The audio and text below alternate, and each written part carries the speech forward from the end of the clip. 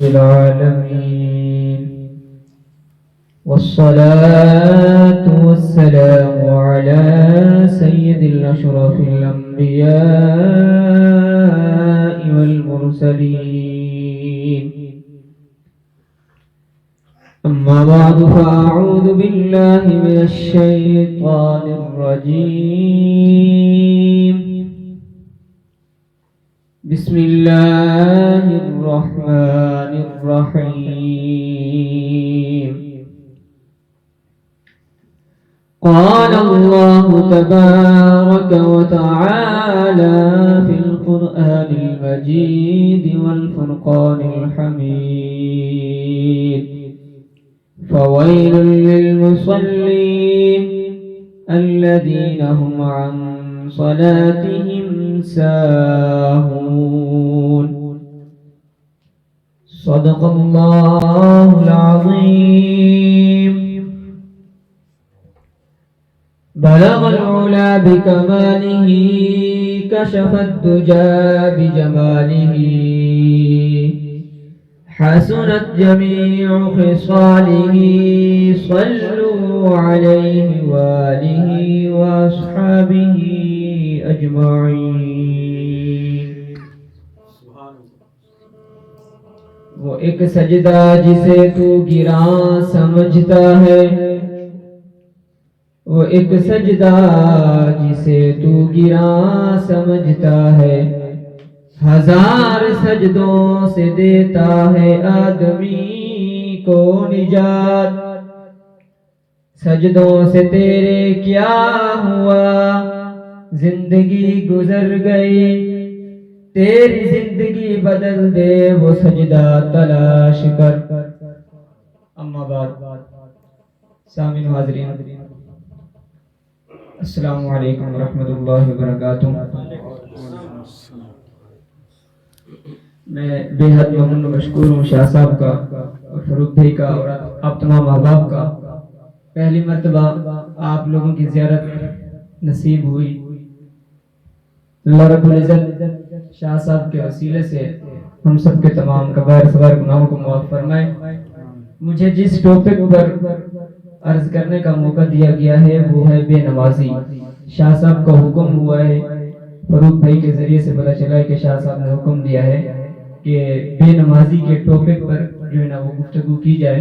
تو میں اپنے ٹوٹے پھوٹے الفاظوں کے ساتھ آپ کی بارگاہ میں عرض کروں گا.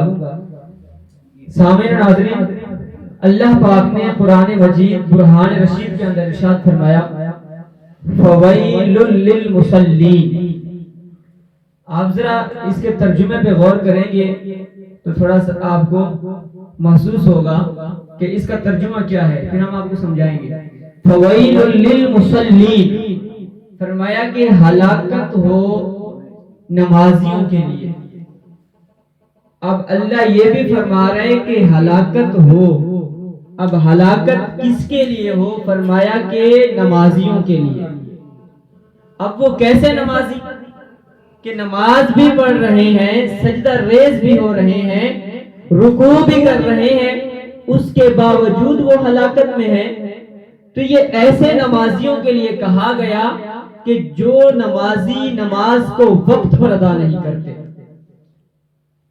اور نماز کو قضا کر کے پڑھتے ہیں. آج سردیوں کا موسم ہے، نماز کا ٹائم ہو جاتا ہے اور ٹائم مکمل ہو جاتا ہے، پھر ہم سوچتے ہیں یار ابھی جماعت نکل جائے گی، کوئی بات نہیں ہم بعد میں پڑھ لیں گے. ایسے سوچتے سوچتے ٹائم گزر جاتا ہے. تو ایسے نمازیوں کے لیے فرمایا گیا کہ فویل للمصلین. آگے فرمایا الذین هم عن صلاتهم ساہون، کہ وہ نمازی جو اپنی نماز کو بھلا بیٹھے ہیں. آج ہم اس محفل میں بیٹھے ہیں کچھ سیکھ کے جائیں. اگر ہم دیکھیں گے تخلیق انسان کا مقصد کیا تھا، تخلیق کائنات کا مقصد کیا تھا، اگر ہم عبادت کے لحاظ سے دیکھیں اور قرآن کی روشنی میں اللہ پاک نے 27 سپارے کے اندر ارشاد فرمایا: وَمَا خَلَقْتُ الْجِنَّ، کہ ہم نے جنوں کو پیدا نہیں کیا، والانس، اور انسانوں کو پیدا نہیں کیا، الا لیعبدون، مگر اپنی عبادت کے لیے. عبادات کے اندر جو انسانوں کی تخلیق کی غرض تھی، جو تخلیق کی وجہ تھی، اللہ پاک نے انسانوں کو اس لیے پیدا کیا کہ وہ اللہ کی بارگاہ میں سجدہ ریز ہوں، وہ اللہ کی بارگاہ میں اللہ کی بندگی کریں، اللہ پاک کا ذکر و اذکار کریں۔ لیکن آج ہم اس وجہ تخلیق کو، اللہ کی بندگی کو بھول بیٹھے ہیں اور اللہ کے اس فرمان کو اپنی پیٹھ کے پیچھے چھوڑ چکے ہیں۔ سامعین و حاضرین، حدیث کے اندر آتا ہے کہ جو شخص نماز نہیں پڑھتا، جو شخص نماز نہیں پڑھتا اس کا نام جہنم کے دروازے پہ لکھ دیا جاتا ہے، جہنم کے دروازے پہ اس کا نام لکھ دیا جاتا ہے کہ بروز قیامت جب وہ جہنم میں داخل ہوگا تو وہ جہنم کے اسی دروازے سے داخل ہوگا جس پر اس کا نام لکھا گیا ہے۔ تو یہ بے نمازیوں کے لیے جو نا وعیدات ہیں۔ سامعین محترم، اللہ پاک نے قرآن پاک کے اندر صرف اور صرف نماز کا جو حکم ارشاد فرمایا ہے وہ 700 آیت سے زیادہ مقامات پر ارشاد فرمایا ہے، 700 آیات کہ جو نماز کی فرضیت کو، نماز کی فضیلت کو صرف بیان کرتی ہیں۔ اور اسلام کی جو بنیاد ہے، حدیث کے اندر آتا ہے، بخاری شریف کے اندر حدیث ہے کہ جو اسلام کی بنیاد ہے وہ 5 چیزوں پر ہے۔ آج ہم بلڈنگ بناتے ہیں، گھر بناتے ہیں، دکان بناتے ہیں، ہر ایک چیز کی بنیاد ہوتی ہے۔ انسان چلتا ہے تو اس کی بھی ایک بنیاد ہے، وہ پیٹھ کے ذریعے سے، ہڈیوں کے ذریعے سے چلتا ہے۔ فاروق بھائی ویڈیو بنا رہے ہیں، اسٹینڈ ہے تو اس کی بنیاد ہے، جس کی بنیاد پر یہ اسٹینڈ کے اوپر موبائل لگا ہوا ہے۔ تو فرمایا کہ جو اسلام کی بنیاد ہے، بنی الاسلام علی 5، کہ جو اسلام کی بنیاد ہے وہ 5 چیزوں پر ہے۔ فرمایا شہادت اللہ الہ الا اللہ، سب سے پہلی جو بنیاد ہے وہ یہ گواہی دینا ہے کہ اللہ کے سوا کوئی عبادت کے لائق نہیں، وحدہ لا شریک، کہ وہ ایک ہے، وہ بے نیاز ہے، وہ صمد ہے، وہ ایک ہے، نہ تو کوئی اس کی اولاد ہے، نہ کوئی اس کا باپ ہے، وہ قل هو اللہ احد، وہ ایک ہے۔ اب جو دوسری بنیاد ہے اسلام کی، سب سے اللہ کے بعد، اللہ کی گواہی دینے کے بعد دوسرے نمبر پر عبادات میں جو پہلی ہے وہ ہے نماز ادا کرنا۔ اللہ پاک نے بیشتر مقامات پر ارشاد فرمایا اقیم الصلاۃ، نماز قائم کرو۔ کہیں پر فرمایا اقیم الصلاۃ لذکری، میری یاد کے ساتھ میری نماز پڑھو۔ کہیں پر فرمایا ان الصلاۃ کانت علی المؤمنین کتابا موقوتا۔ تو بہت سارے مقامات پر، 700 مقامات پر صرف نماز کو ذکر کیا گیا۔ آئیے ایک بے نمازی کا ہم واقعہ سماعت کرتے ہیں۔ ایک بے نمازی تھا کہ وہ نماز نہیں پڑھتا تھا، ایک تو بے نمازی خود بھی تھا اور ساتھ میں وہ کفن چور بھی تھا۔ وہ لوگوں کے کفن چوری کیا کرتا تھا۔ وہ اپنے محلے کے اندر، معاشرے کے اندر دیکھتا کہ آج کس کی نئی خبر ہے، کون مرا ہے، اور جو بندہ مر جاتا وہ رات کو چپکے سے اس کی قبر میں جاتا اور جو ہے نا وہ کفن چوری کرتا۔ وہی شخص ایک مرتبہ روتا ہوا، چلاتا ہوا، چیختا ہوا، پکارتا ہوا، گڑ گڑاتا وہ مروان بن ملک کے پاس، جو خلیفہ تھا اس وقت کا، اس کے پاس آ جاتا ہے اور زور و قطار سے وہ رو رہا ہوتا ہے۔ خلیفہ پوچھتا ہے اے نوجوان تو بتا تو رو کیوں رہا ہے؟ اس نے کہا میری دنیا لٹ گئی ہے، مجھ سے بہت بڑا گناہ ہو گیا ہے، میری زندگی برباد ہو گئی ہے، آج تو میں اللہ کے غضب میں آ گیا ہوں، مجھے نہیں لگتا کہ مجھے اللہ پاک معاف کر دے۔ وہ خلیفہ پوچھتے تو بتا تو صحیح نوجوان، مسئلہ کیا ہوا ہے، کہ میں کیا دیکھ لیا ہے، کیا واقعہ ہوا؟ وہ کہتا ہے کہ میں کفن چور ہوں، میں اپنی گھر کا جو اخراجات ہیں، میری جو روزی ہے وہ کفن چوری کرنا ہے، میں لوگوں کی قبر سے کفن چوری کرتا ہوں، بازار میں جا کے اس کو فروخت کرتا ہوں، اس کی قیمت لیتا ہوں اور اپنے گھر کے اخراجات کو چلاتا ہوں۔ آج بھی میں نے ایسے ہی کیا، عمل کے مطابق، معمول کے مطابق میں قبر کے پاس گیا، میں نے وہاں پہ قبر کی کھدائی کی کہ میں کفن کو چوری کروں، تو میں نے کیا معاملہ دیکھا کہ وہ جو مردہ جس کو دفن کیا گیا تھا اس کا منہ قبلہ رخ نہیں تھا، اس کا منہ قبلے کے برعکس تھا۔ آج ہم کسی میت کو دفناتے ہیں تو کیا کرتے ہیں؟ اس کا منہ قبلے کی طرف کر دیتے ہیں. بھی اس کا منہ قبلے کی طرف ہو جائے اللہ پاک رحم فرمائے گا اور جو نا نظر کرم ہوگی اللہ کی پیارے آقا کی. تو وہ کفن چور کہتا ہے کہ جب میں نے قبر کھدائی کی کفن نکالنے کے لیے میں نے اس شخص کو دیکھا کہ اس کا منہ جو ہے وہ قبلے سے پھرا ہوا ہے. جب میں نے غور کیا اندر دوبارہ دیکھا تو اس کے سر کی جگہ اس کے پاؤں تھے. اتنا بڑا دردناک منظر کہ اس کو جس طریقے سے آج کی مشین کی جو چیز آتی ہے اور دب جاتی ہے اور وہ جو ہے نا عجیب سا اس کی کیفیت ہوتی ہے کہ بندے سے دیکھ ہی نہیں جاتی کہ وہ کاغذ کی طرح اور لکڑی کی طرح پس جاتی ہے. تو وہ کفن چور خلیفہ سے کہنے لگا کہ جب میں کفن چوری کرنے کے لیے قبر سے نکالنے لگا تو میں نے دیکھا کہ اس کے سر کی جگہ پاؤں تھا اور پاؤں کی جگہ سر تھا. جب میں نے یہ منظر دیکھا تو میں چیخ کے بھاگنے لگا اٹھنے لگا اور کفن کو میں نے وہیں پہ چھوڑ دیا. پیچھے پلٹنے لگا تو قبر سے آواز آئی اے کفن چور تم مجھ سے پوچھے گا نہیں کہ یہ تیرے ساتھ جو منظر ہوا ہے اس کے پیچھے عمل کیا تھا؟ کفن چور ڈر کے مارے وہ کہنے لگا اس سے پوچھنے لگا کہ بتا. میت سے آواز آئی کہ یہ جو میرے ساتھ تو ماجرہ دیکھ رہا ہے منظر دیکھ رہا ہے یہ جو کیفیت دیکھ رہا ہے یہ اس وجہ سے ہے کہ میں بے نمازی تھا. اللہ اکبر کہ میں بے نمازی تھا میری زندگی چلی گئی میں مر گیا اور میں قبر میں پہنچ گیا اور میں نے دنیا کے اندر نمازیں نہیں پڑھی تھی تو یہ نماز نہ پڑھنے کی جو جزا تھی جو سزا تھی اللہ نے مجھے دی یہی ہے تو دیکھ لے. جب وہ کفن چور یہ ماجرا مروان بن ملک کو خلیفہ کو سناتا ہے اور توبہ کرتا ہے کہ آج کے بعد وہ نماز کو نہیں چھوڑے گا. سامعین محترم حدیث کے اندر آتا ہے کہ جو شخص نماز کو چھوڑ دیتا ہے اس کے ماتھے پر 3 لینیں لکھ دی جاتی ہیں 3 سطریں لکھ دی جاتی ہیں. وہ 3 سطریں کیا ہیں؟ ان میں سے پہلی سطر جو اس کے ماتھے پہ لکھی ہوگی وہ یہ لکھا ہوگا کہ یہ اللہ کا حق کھا کے بیٹھا ہے. اس شخص نے اللہ کا حق ضائع کیا ہے اور وہ اللہ کا حق کیا ہے کہ اس نے دنیا کے اندر اللہ کے لیے نماز نہیں پڑھی. اس کے ماتھے پہ لکھا ہوگا. آج ہم معاشرے کے اندر کوئی گناہ کر لیتے ہیں یا کوئی میرا گناہ یا کوئی میری غلطی کوئی معاشرے والا دوست احباب دیکھ لے تو ہم اس کے منتیں ترلے کرتے ہیں اور اس کے آگے ہاتھ باندھتے ہیں کہ یار معاشرے والے کو نہ بتانا میری غلطی کو میری کوتاہی کو میرے گناہوں کو لوگوں کے سامنے بیان نہ کرنا کہ میں رسوا ہو جاؤں گا ذلیل ہو جاؤں گا. تو سامعین حاضرین وہ آپ منظر دماغ کے اندر اپنے قلب کے اندر تصور کریں کہ قیامت کا دن ہوگا نفسا نفسی کا عالم ہوگا کہ جو مائیں ہوں گی ان کا حمل بھی ڈر کی وجہ سے ختم ہو جائے گا زمین پھٹ جائے گی کہ نفسا نفسی کا عالم ہوگا. ماں اپنے بچوں کو بھول جائے گی باپ اپنے بچوں کو بھول جائے گا بچے اپنے ماں باپ کو بھول جائیں گے رشتہ داروں کو بھول جائیں گے.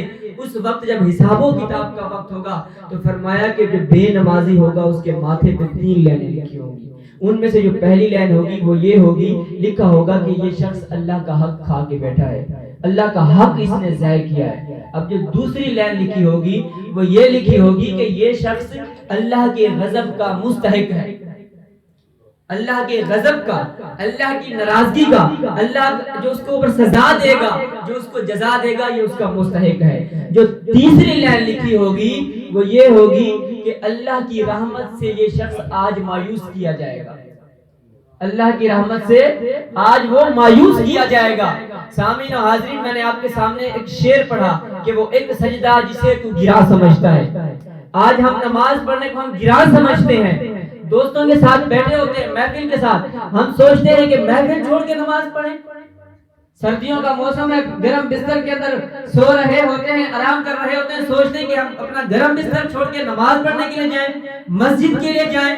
جب ہم اس ایک سجدے کو گراں سمجھتے ہیں اپنے لیے بوجھ سمجھتے ہیں اپنے لیے تکلیف سمجھتے ہیں تو پھر کیا ہوتا ہے جب ہم اللہ کے یہاں سجدہ ریز نہیں ہوتے تو پھر ہم لوگوں سے مانگنا شروع کرتے ہیں کہ آج میرے گھر کے اندر برکت نہیں ہے آج میرے گھر کے اندر رحمت نہیں ہے آج میرے گھر کے اندر میرا بچہ بیمار ہے بیوی بیمار ہے والدین بیمار ہیں اخراجات کے لیے میرے پاس پیسے نہیں ہیں کچھ بھی نہیں ہے مجھے ادھار دے دو. کسی سے ہم پیسے ادھار لیتے ہیں کسی سے دوائی ادھار لیتے ہیں کسی سے ہم دعا کے لیے کہتے ہیں کسی سے کیا کہتے ہیں. تو یہ اس کا مطلب یہ ہے کہ وہ ایک سجدہ جسے تو گراں سمجھتا ہے اگر ہم اس سجدے کو اپنا لیتے ہیں تو پھر فرمایا کہ آدمی کو دیتا ہے 1000 سجدوں سے نجات. جب ہم اللہ کی بارگاہ میں پھر ایک سجدہ کرتے ہیں مالک کی دہلیز پہ آ جاتے ہیں تو مالک پھر ہمیں کسی اور کے سامنے جھکنے نہیں دیتا. مالک کہتا ہے کہ بندہ تم مانگ میرے سے مجھے کیا چاہیے, پھر وہ نواز دیتا ہے. حضرت رابعہ بصری رحمت اللہ تعالی علیہ, میں آپ کو بزرگوں کی نسبت سنا دیتا ہوں. شاہ صاحب بھی ہمارے بزرگ ہیں, اللہ پاک ان کے وسیلے سے صدقے سے ہمیں جو نا دنیا کے اندر بھی کامیاب کرے گا, ترقیاں دے گا. تو بزرگوں کی نسبت ہوتی ہے. حضرت رابعہ بصری رحمت اللہ تعالی علیہ یہ اللہ کی بہت بڑی ولیہ گزری ہیں. یہ عورت تھی ولیہ, اللہ کی بہت بڑی ولیہ گزری ہیں کہ آپ کو قلندر بھی کہا جاتا ہے. آپ کے گھر کے اندر ایک چور گھس آیا اور وہ بے نمازی تھا, نماز بھی نہیں پڑھتا تھا, اس کا کام چوری کرنا تھا اور وہ گناہگار بھی ساتھ تھا. اب وہ ایک اللہ کی ولیہ کی دہلیز پہ آ گیا, اس کے گھر کی چوری کرنے کے لیے آ گیا. جب وہ گھر کے اندر آ گیا چوری کرنے کے لیے, رابعہ بصری رحمت اللہ تعالی علیہ کے جو گھر کے سامان تھی, اس وقت قیمتی چادریں اور لباس ہوا کرتا تھا. قیمتی چادریں جو ہوتی تھی اس کو بازار میں فروخت کر کے اس کی قیمت لی جاتی تھی, قیمتی چادریں. تو اس چور نے کیا کیا کہ حضرت رابعہ بصری رحمت اللہ تعالی علیہ کی جتنی بھی قیمتی چادریں تھی, لباس تھا, گھر کے برتن جتنا بھی کچھ تھا, اس نے سب کچھ اٹھایا, ایک گٹھڑی باندھ لی اور جانے لگا. جب اس نے گٹھڑی اٹھائی اور دروازے کی طرف جانے لگا تو اس کو دروازہ نظر نہ آیا, حالانکہ وہ اسی دروازے سے آیا. لیکن جب وہ گٹھڑی اس نے باندھ لی اور دروازے سے جانے لگا تو اس کو دروازہ ہی نظر نہیں آ رہا. اب اس نے کیا کیا کہ اس گٹھڑی کو نیچے رکھا, ڈر کی وجہ سے, خوف کی وجہ سے کہ دروازہ نہیں مل رہا. اس نے گٹھڑی کو جیسے نیچے رکھا, سامنے اس کو دروازہ نظر آ گیا. اب وہ دوبارہ خوش ہو گیا کہ اب میرے کو دروازہ نظر آ گیا, میں اپنا سامان لے کے نکلوں. جب اس نے دوبارہ گٹھڑی کو اٹھایا اور دروازے سے جانے لگا تو پھر دروازہ ختم, غائب. اب وہ دیکھ رہے کہ کہاں جاؤں, دروازہ یہاں پہ تھا, دروازہ نظر نہیں آ رہا, وہ دیوار ہے بند. پھر اس نے رکھا تو 7 مرتبہ اس نے یہ عمل دہرایا. جب اس نے یہ عمل دہرایا تو دیواروں سے آواز آنے لگی کہ جن سے اللہ محبت کر لیتا ہے اور وہ اللہ سے محبت کر لیتے ہیں, اور جن کا لنک اللہ سے مل جاتا ہے, جن کا تعلق اللہ سے جڑ جاتا ہے, تو پھر اللہ پاک ان کے گھروں کی حفاظت جو ہے نا فرشتوں کے ذریعے سے کرواتا ہے. سبحان اللہ, فرشتوں کے ذریعے سے کرواتا ہے. اے چور تیری کیا مجال کہ تو رابعہ بصری کے گھر سے سامان لے کے جائے. وہ ڈر گیا. جب وہ ڈر گیا تو رابعہ بصری رحمت اللہ تعالی علیہ آئی اور اس سے کہنے لگی کیا کرنے آیا ہے. اس نے اپنا غصہ نکالا کہ تیرا گھر کیسا ہے, میں یہاں پہ اپنی روزی کرنے آیا تھا, چوری کرنے آیا تھا, مجھے کچھ ملا ہی نہیں ہے, یہ کیسا گھر ہے تمہارا.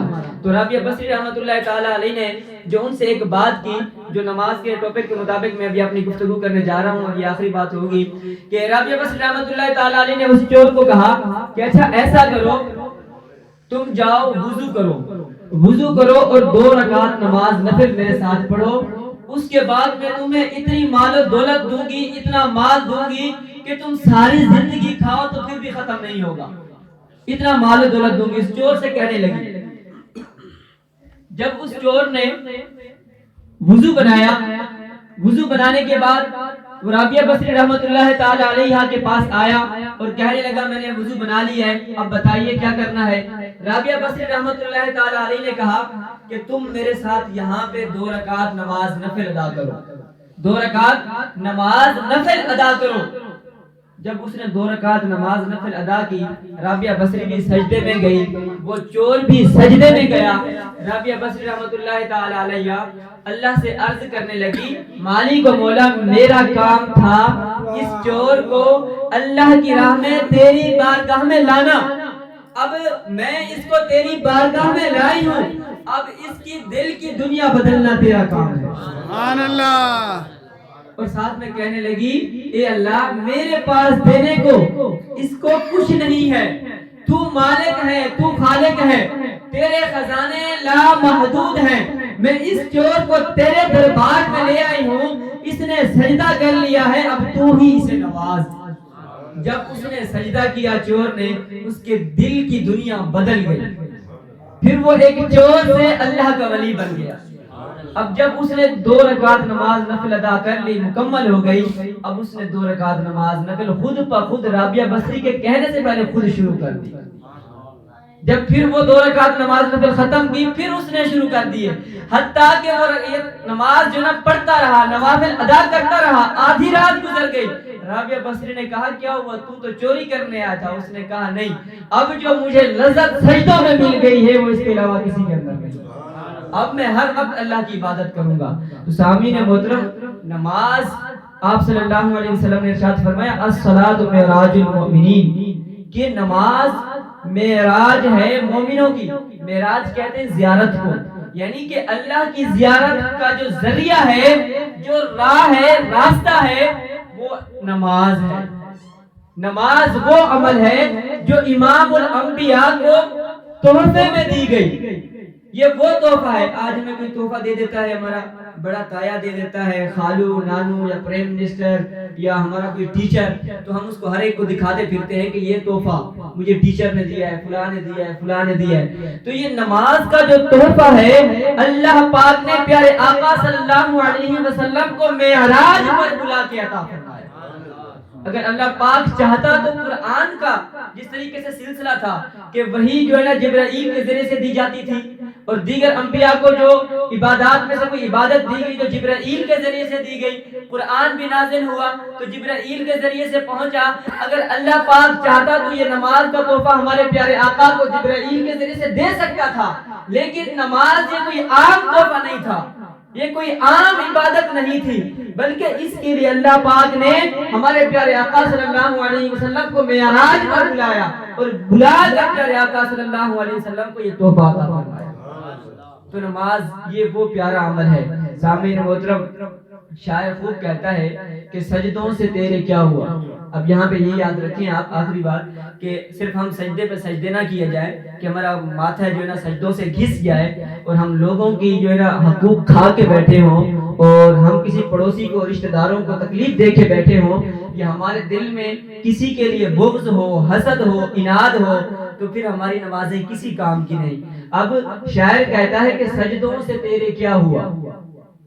اب کوئی بچہ بالغ ہوا، بچپن سے لے کے بڑھاپے تک، مرنے دم تک جو ہے نا وہ سجدے پہ سجدے کیا گیا، نوافل پڑھی، جو ہے نا اس نے فرائض کی تکمیل کی، واجبات کی تکمیل کی، سنتوں کی تکمیل کی، سجدوں پہ سجدے کیے، تو اس سے کیا فائدہ؟ شاید کہتا ہے کہ تیرے سجدوں سے کیا ہوا، زندگی گزر گئی۔ فرمایا کہ وہ سجدہ ایک تلاش کر جو تیری زندگی کو بدل دے۔